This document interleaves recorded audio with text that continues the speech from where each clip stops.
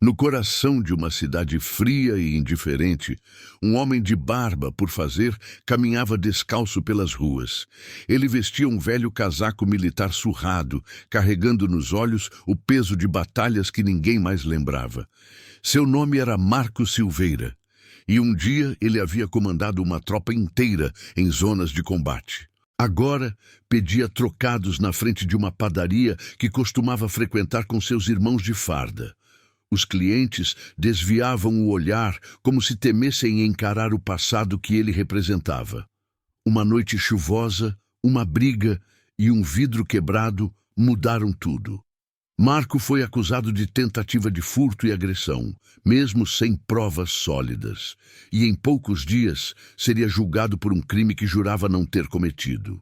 As manchetes diziam: sem teto invade comércio e fere funcionário. O rosto de Marco estava estampado nos jornais, como se ele fosse uma ameaça pública. Mas ninguém se deu ao trabalho de ouvir sua versão dos fatos. Ele estava tentando proteger uma senhora que era empurrada por 2 homens em frente à loja. No entanto, os gritos, o caos e a quebra do vidro criaram uma cena confusa. A polícia chegou rápido demais, algemando o veterano sem nem perguntar seu nome. Levado à delegacia, ele não resistiu. Apenas abaixou a cabeça e aceitou mais uma injustiça. Marco sabia que o mundo civil era mais cruel que qualquer campo de batalha. Mas nem ele estava preparado para o que aconteceria no tribunal. Enquanto isso, no Fórum Central, o caso foi distribuído para o juiz Joaquim Pires, um homem conhecido por sua rigidez e frieza. Ele lia os autos com tédio, sem imaginar o impacto que aquele réu teria em sua memória. A promotora queria uma pena exemplar, alegando reincidência e risco à sociedade. O defensor público designado parecia inexperiente e desmotivado. Marco entraria naquela sala como apenas mais um número no sistema. Naquela manhã de terça-feira, o julgamento atraiu pouca atenção. Ninguém esperava que algo extraordinário fosse acontecer.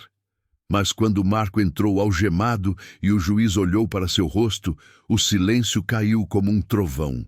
O juiz deixou cair a caneta que segurava ao ouvir o nome: Marco Antônio Silveira. Por um instante, seus olhos perderam o foco, viajando no tempo. Aquela voz do oficial de justiça ecoou como um fantasma do passado.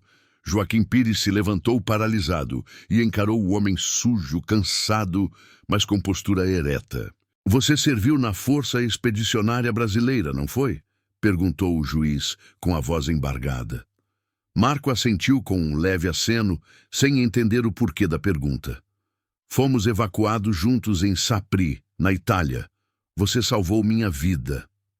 A sala ficou muda, como se o tempo tivesse parado ali. A promotora olhou para o juiz, sem entender aquela reação emocional. O defensor público arregalou os olhos, vendo o rumo do julgamento virar de cabeça para baixo. Marco manteve-se calado, respeitoso, mas confuso. Joaquim desceu do palanque e aproximou-se, ignorando todos os protocolos do tribunal. Estendeu a mão para o ex-soldado, com lágrimas nos olhos. Esse homem não devia estar sendo julgado, ele devia ser condecorado, declarou o juiz para surpresa geral. A segurança hesitou, sem saber se intervia ou não. E naquele momento, um passado enterrado começou a vir à tona. Um passado que mudaria tudo.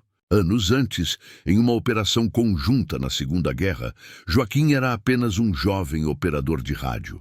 Um ataque aéreo os separou da unidade principal e Joaquim foi ferido gravemente. Marco, mesmo sob fogo intenso, o carregou por 2 dias até encontrar reforços.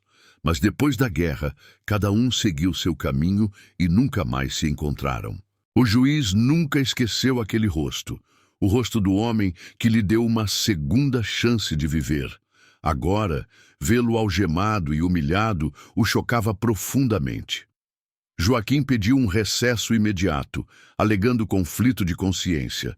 A imprensa, antes desinteressada, começou a se agitar nos corredores. Durante o recesso, Joaquim foi até a sala dos juízes e tirou do cofre uma pasta antiga. Nela havia cartas, relatórios e fotos da campanha militar. Uma delas mostrava Marco e Joaquim lado a lado, sorrindo, com os uniformes enlameados. De volta à sala, o juiz exibiu a foto, confirmando a identidade de Marco. A promotora tentou argumentar que o passado não anulava os fatos atuais, mas o juiz rebateu. O caráter de um homem é medido pelo todo da sua vida, não apenas por uma acusação apressada. O defensor público, agora mais confiante, pediu liberdade provisória para o réu. E pela primeira vez em anos, Marco sorriu, ainda que com os olhos marejados. A notícia se espalhou rapidamente. Veterano acusado injustamente reconhecido por juiz da guerra. Pessoas que antes o evitavam na rua começaram a observá-lo com curiosidade e respeito. Antigos companheiros de farda começaram a surgir, trazendo cartas, medalhas e lembranças. Marco, ainda desconfiado, achava difícil acreditar naquela virada. Ele não queria fama nem piedade, queria apenas justiça e dignidade. O juiz decidiu reabrir o processo, exigindo a revisão das provas e das imagens da câmera de segurança. Um vídeo oculto revelou que Marco realmente tentava impedir um assalto. O verdadeiro culpado fugiu enquanto ele era imobilizado no chão pela polícia. Com a nova prova, o caso ganhou novo rumo e comoção popular. Organizações de veteranos começaram a protestar em frente ao fórum, exigindo respeito e reparação.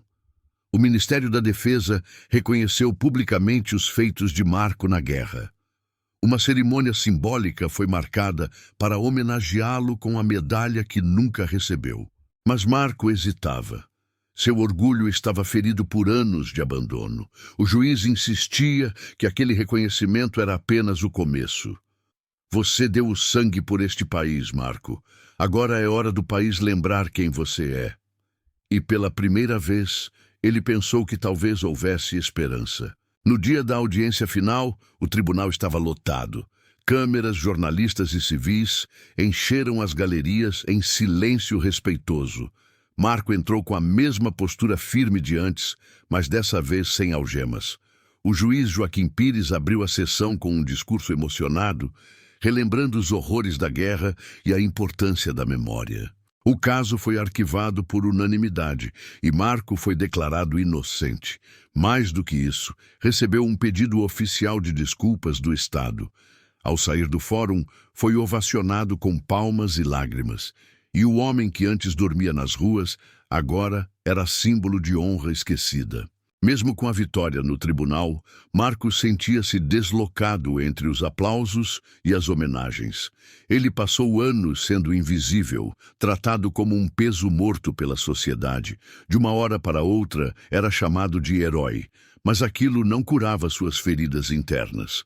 Joaquim Pires, agora mais próximo, o convidou para jantar em sua casa e conversar sobre os velhos tempos. Lá Marco descobriu que o juiz havia nomeado seu filho em homenagem a ele.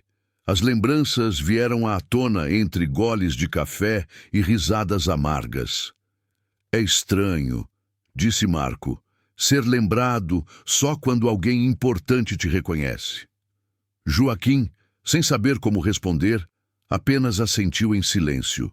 Na semana seguinte, Marco foi chamado para uma entrevista em uma rede nacional. O jornalista o tratou com condescendência, como se ele fosse um milagre raro. Como o senhor caiu tão baixo depois de uma carreira tão honrada? Perguntou com frieza. Marco respondeu com sinceridade. Caí porque, quando tirei o uniforme, ninguém mais me olhou nos olhos. A entrevista viralizou, dividindo opiniões nas redes sociais. Alguns diziam que ele estava se vitimizando. Outros exigiam políticas públicas para veteranos. O governo lançou uma campanha emergencial para revisar processos e benefícios dos ex-combatentes. Mas para Marco, tudo aquilo parecia tardio demais. Numa manhã de domingo, Marco caminhava pelas ruas onde antes mendigava, agora trajando roupas limpas doadas por uma ONG militar. Um jovem entregador parou sua bicicleta ao reconhecê-lo e fez continência. Meu avô serviu com o senhor na selva do Acre. Disse que você salvou a vida dele com um torniquete improvisado. Marco sorriu de leve e agradeceu com um aceno. Aquilo tocava sua alma mais do que qualquer medalha ou notícia. Mesmo assim, a dor da solidão ainda o acompanhava como sombra. Ele sabia que muitos irmãos de farda nunca tiveram a mesma sorte de serem ouvidos. E isso pesava em seu coração como chumbo. Joaquim propôs que Marco ajudasse num novo projeto social, voltado a veteranos em situação de rua. Inicialmente relutante, ele aceitou com a condição de que não quisessem usá-lo como mascote. Eu quero trabalhar, não posar para foto, disse com firmeza. Foi assim que nasceu a Casa Reconquista, um abrigo com orientação psicológica, reabilitação e apoio jurídico. Marco usava sua história para convencer outros a acreditarem em si mesmos novamente. Ele ouvia cada relato com empatia, reconhecendo nos olhos dos outros a dor que um dia foi só dele. A cada semana, novos rostos apareciam, quebrados, esquecidos, mas ainda de pé. E pela primeira vez, Marco sentia que estava reconstruindo algo real. No entanto, nem todos gostavam da ascensão de Marco. Um empresário local, dono da loja onde ocorrera o incidente inicial, passou a difamá-lo em colunas de opinião. Alegava que o julgamento havia sido manipulado por sentimentalismo barato. Começaram a circular vídeos editados para desacreditar o ex-soldado. Marco recusou-se a rebater as ofensas, dizendo que o tempo mostraria a verdade. Mas Joaquim, irritado, acionou o Ministério Público contra o empresário por calúnia. A resposta judicial veio rápida e os vídeos falsos foram retirados do ar. Ainda assim, Marco sabia que reconquistar a dignidade era uma guerra contínua, e muitas batalhas ainda estavam por vir. Em uma tarde chuvosa, Marco recebeu uma carta sem remetente, escrita à mão, com caligrafia trêmula. Você não me conhece, mas você salvou minha mãe em 1982, numa enchente no interior do Paraná. Ela me criou contando sua história. A carta continuava, explicando que aquele gesto inspirou a remetente a se tornar bombeira. Marco leu aquilo várias vezes, com os olhos cheios d'água. Ele sempre achou que a guerra havia definido sua vida, mas ali percebeu que suas ações iam além dos campos de combate. Pequenos gestos do passado ecoavam no presente de pessoas que ele jamais veria novamente. A carta foi emoldurada e pendurada na entrada da Casa Reconquista. Para ele, era um símbolo de que sua vida tinha, sim, propósito. Certa noite, enquanto fechava o abrigo, um homem idoso bateu à porta. Ele se apresentou como Sargento Gervásio, um antigo superior de Marco desaparecido após a guerra. Disse ter vivido isolado por anos após um trauma profundo e que só voltou por causa da repercussão do caso. Marco mal acreditava no que via. Aquele homem era uma lenda entre os veteranos. Passaram a noite inteira relembrando missões, perdas e vitórias esquecidas. Gervásio revelou que Marco foi indicado para uma medalha de bravura, mas que o documento sumiu misteriosamente nos anos 80. Alguém quis apagar seu nome da história, Marco.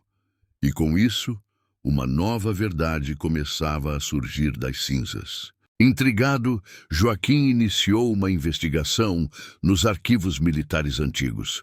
Descobriu que o nome de Marco realmente havia sido removido de diversos registros. Um dossiê confidencial revelava que ele foi denunciado por insubordinação ao desobedecer ordens para abandonar civis durante uma missão.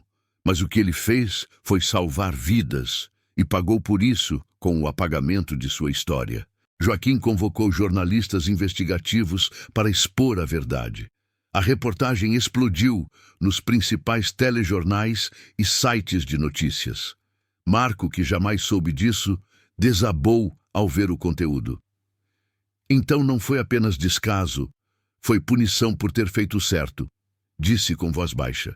Com a repercussão, o Congresso instaurou uma comissão para revisar os casos de veteranos silenciados pelo sistema.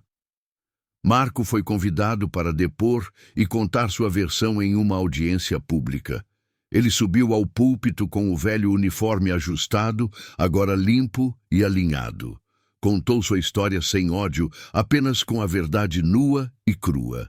Fui punido por colocar vidas acima de ordens. Não me arrependo, disse, encerrando o discurso com dignidade. O plenário se levantou em aplausos, incluindo políticos e militares de alta patente. Pela primeira vez, ele teve voz. E foi ouvido por toda a nação. Joaquim observava tudo com orgulho silencioso. Apesar do reconhecimento nacional, Marco continuava simples e fiel à missão da Casa Reconquista. Rejeitou propostas de livros, filmes e campanhas políticas. Preferia usar o tempo para cuidar dos novos internos e ouvir histórias de dor e superação. Joaquim, agora mais próximo que nunca, o visitava semanalmente para conversas regadas a café preto e silêncio confortável. Gervásio assumiu um papel de mentor na instituição, criando grupos de apoio emocional para veteranos. O abrigo se expandia, ganhando recursos e novos voluntários, muitos deles ex-combatentes esquecidos. E ali, entre muros humildes, nascia uma nova forma de patriotismo, o cuidado com quem deu tudo pela pátria. Mas uma última surpresa ainda aguardava Marco, algo que o destino havia guardado como redenção final. Meses após o depoimento no Congresso, Marco recebeu uma convocação oficial do Ministério da Defesa. Seria homenageado com a Medalha do Mérito Militar em grau dourado, entregue pessoalmente pelo ministro. Joaquim o acompanhou na cerimônia, assim como Gervásio e dezenas de veteranos da Casa Reconquista. Quando seu nome foi anunciado, o silêncio tomou conta do salão, seguido por uma salva de palmas de pé. Marco caminhou até o palco com passos firmes, o olhar carregado de história. Ele segurava nas mãos a carta da bombeira desconhecida, dobrada com cuidado no bolso do casaco. Quando recebeu a medalha, dedicou-a aos que não estavam mais ali para receber a própria. Por todos os que foram esquecidos, que hoje sejam lembrados, disse ao microfone, emocionando até os seguranças. Ao fim da cerimônia, um jovem se aproximou, com os olhos marejados e uma mochila nos ombros.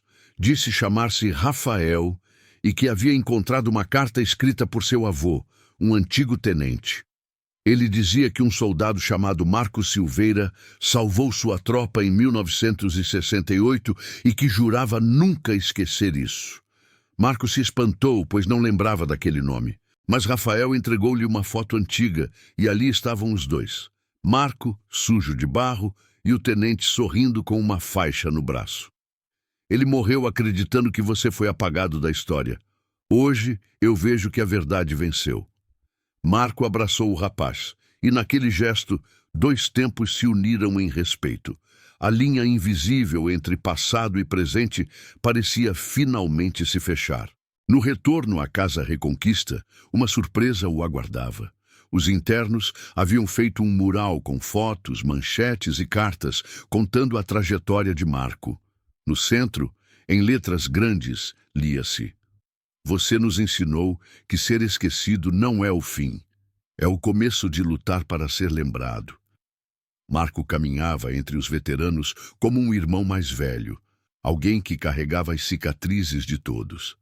Ele sabia que não era um herói perfeito, mas agora compreendia que havia cumprido uma missão maior. Joaquim tirou uma foto daquele momento, prometendo enquadrá-la ao lado da primeira que tinham juntos, tirada na guerra. "Agora estamos em paz com o passado", disse o juiz, e Marco apenas sorriu, com um brilho discreto nos olhos cansados. Certa tarde, enquanto conversava com Gervásio no pátio do abrigo, Marco revelou um desejo antigo. "Gostaria de voltar à cidade onde nasci, rever as montanhas da minha infância." Gervásio, sem hesitar, organizou uma viagem até o sul de Minas Gerais, onde Marco crescera. A pequena cidade o recebeu com surpresa e emoção, quando descobriram quem ele era. Uma escola local pediu que ele falasse aos alunos sobre coragem, honra e memória. Em sua fala, Marco disse: "A maior batalha de um guerreiro não é no campo, é depois da guerra, quando tudo parece em silêncio." As crianças ouviram em respeito, e uma delas, inspirada, o abraçou chorando. Aquilo ficou marcado em sua alma como mais uma medalha invisível. No retorno, Marco começou a escrever cartas para familiares de soldados caídos, ajudando-os a reconstruir histórias esquecidas. Cada carta era escrita à mão, com detalhes e sensibilidade. Em pouco tempo, dezenas de famílias começaram a enviar respostas, agradecendo pelo gesto. Algumas delas visitaram a Casa Reconquista para conhecer o autor das palavras. Marco se tornava uma ponte entre memórias fragmentadas e uma verdade há muito perdida. Joaquim começou a reunir essas cartas para publicar um livro intitulado Nossos Irmãos Não Caíram em Vão. Marco concordou, desde que os lucros fossem revertidos ao abrigo. Para ele, a verdadeira homenagem era transformar dor em reconstrução. Certo dia, enquanto distribuía refeições, Marco sentiu uma tontura súbita.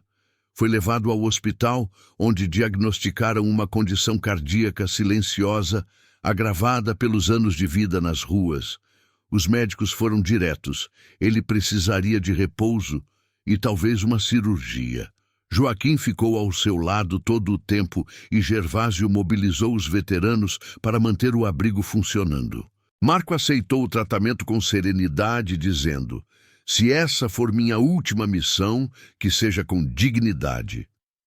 Durante a internação, recebeu mais cartas do que podia ler em um dia. Entre elas, uma era assinada por um jovem soldado em missão. "Seu exemplo me salvou quando eu quase desisti." Marco fechou os olhos e respirou fundo. Tudo fazia sentido agora. Após semanas de internação, Marco voltou à Casa Reconquista sob aplausos e flores.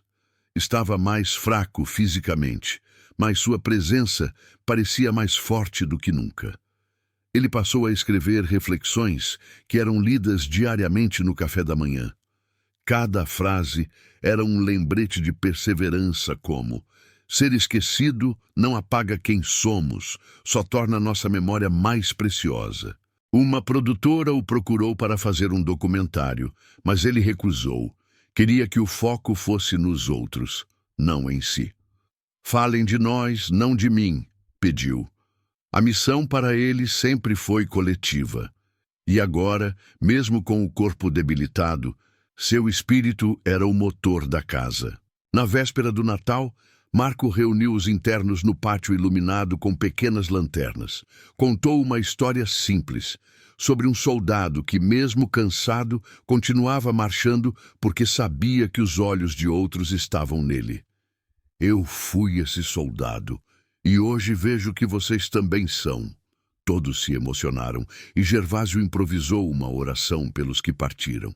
Joaquim, presente, ficou em silêncio com as mãos cruzadas, respeitando a liderança que Marcos sempre teve. Naquela noite, não houve presentes caros, nem festas exuberantes. Apenas companheirismo, lágrimas sinceras e abraços longos. Para Marco, aquilo era o que chamava de lar. Na manhã seguinte, Marco não desceu para o café. Gervásio foi até seu quarto e o encontrou sereno, dormindo, com um leve sorriso no rosto. Ao lado da cama, uma carta já pronta, endereçada a Joaquim. Nela, ele escrevia: "Se um dia eu não acordar, saiba que morri em paz, pois venci minha guerra." A notícia se espalhou rapidamente e o país parou mais uma vez. O enterro foi realizado com honras militares, com veteranos de diferentes gerações prestando continência. Joaquim discursou, emocionado, dizendo: "Marco não foi um herói por ter sobrevivido à guerra. Ele foi um herói por ter sobrevivido ao esquecimento." A Casa Reconquista passou a se chamar Instituto Marco Silveira, em sua memória. Hoje, no antigo pátio da Casa Reconquista, há uma estátua modesta com a frase: para que nenhum herói seja lembrado tarde demais. O lugar virou referência nacional em políticas para veteranos, replicado em outras regiões do país.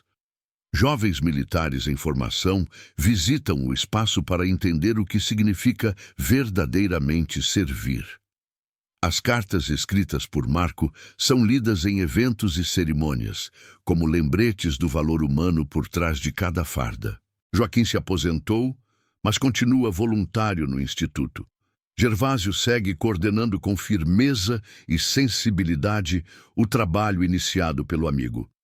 E, por fim, a história de um ex-soldado sem teto que quase foi esquecido se tornou o pilar de um novo tempo, onde memória, justiça e honra marcham lado a lado.